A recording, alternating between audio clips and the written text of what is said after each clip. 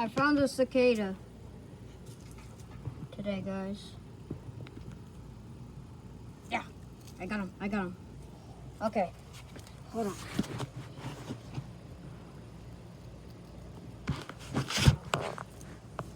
Look at him.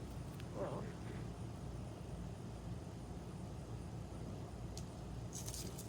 Look at that, dude. He's humongous. And, the cicada killer is the one that kills these guys. Oh, crap.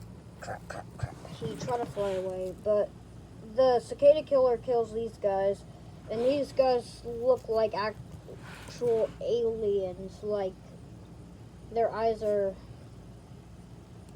crazy, but if you see, like, shells of them, that's a cicada. What's crazy is that they go in the ground and then come back up every 17 years. So that's like a populating, like they repopulate every 17 years, which is crazy, which you'll find like millions of them living in like trees and stuff, and you'll find like thousands of them just swarming America. But guys, that's my fact today. See you guys.